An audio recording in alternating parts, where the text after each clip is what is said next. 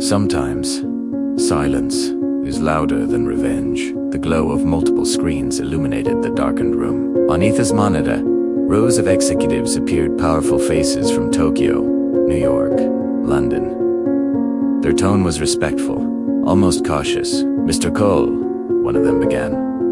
"Our Singapore branch reports a 12% increase this quarter. The board awaits your final approval for expansion." Ethan adjusted his headset, his expression calm. Detachi man reborn. "Approve it," he replied, "and doubled the R&D budget for sustainable tech. Let's make sure our competitors are too busy chasing us to notice we're changing the game." The board members nodded, scribbling notes. The meeting continued. Profits, mergers, projections, all things he had built from nothing. And when it ended, the same man who was once called lazy and unmotivated by the woman he loved simply leaned back in his chair, silent. For the first time, the silence didn't hurt. It burned. The next morning, Ethan walked through the towering glass halls of Cole Global headquarters. Employees nodded respectfully as he passed. Cameras flashed when he stepped into the elevator. His rare public appearance had the media whispering. Still, he wasn't interested in attention. He had only one thought. Lara. Every corner of his empire reminded him of her, the office she had once dreamed of, the life she said he couldn't give her. And the cruel irony, he had already given it to her.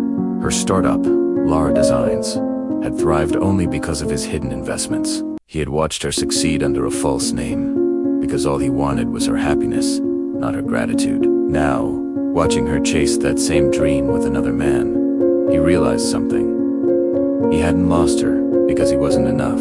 He'd lost her because she never saw his worth unless it sparkled. Later that week, Ethan stood by his office window, staring out at the skyline. His assistant, Marcus, entered with a folder. "Sir, the new investor report from Lara Designs," Marcus said. "Would you like me to review it?" Ethan took the folder silently. The company logo, a golden L, gleamed on the cover. He flipped through the pages. Profits up, expansion plans underway. And there it was, the name Ryan Cross. "He's stepping in as a major shareholder," Marcus explained. "Rumor says they're close."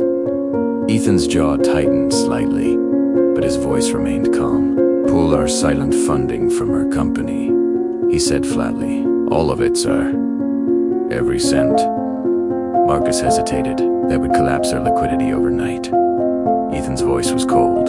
"Then she'll finally see what happens when you build your dreams on someone else's kindness."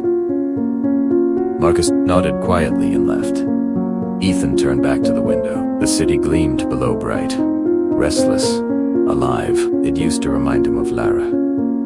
Now, it reminded him of his own foolishness. Meanwhile, across town, Lara sat at a restaurant with Ryan. He was everything Ethan wasn't.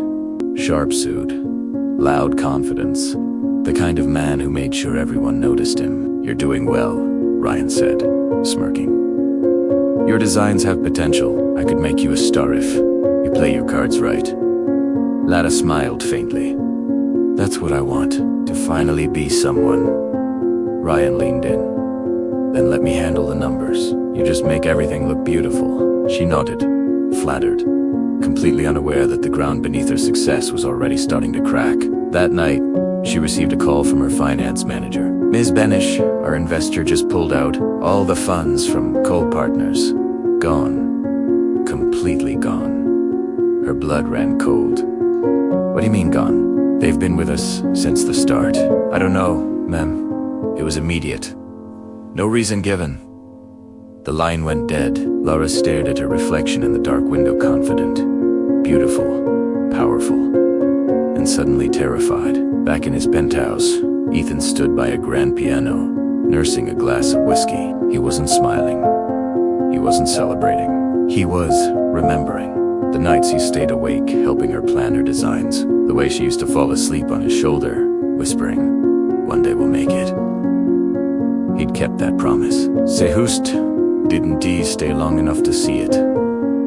A soft knock broke his thoughts. Marcus stepped in again. "Sir, the charity gala invitation. Shall I decline?"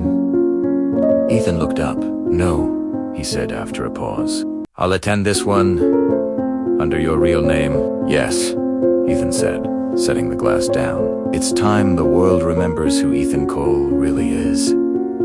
That night, under glittering chandeliers and soft jazz, the city's elite buzzed around him like moths to a flame. Reporters whispered, cameras clicked. After months of silence, the mysterious billionaire had come, wearing a quiet confidence that commanded the room. Across the hall, Lara arrived late wearing one of her own designs, dazzling and proud. She froze when she saw the man at the center of the crowd. Ethan Cole, her house husband, the world's most powerful man standing there like he'd never been broken at all. Their eyes met across the ballroom. A smile faltered. His didn't. He simply turned away and greeted someone else. And for the first time, Lara felt small. The empire she thought she was building was just a shadow of the one he already owned. And in his indifference, she finally understood the price of her ambition. What happens next? Make sure you resubscribe so you don't miss the next part of this incredible story. Thanks for watching, and we'll see you in the next video.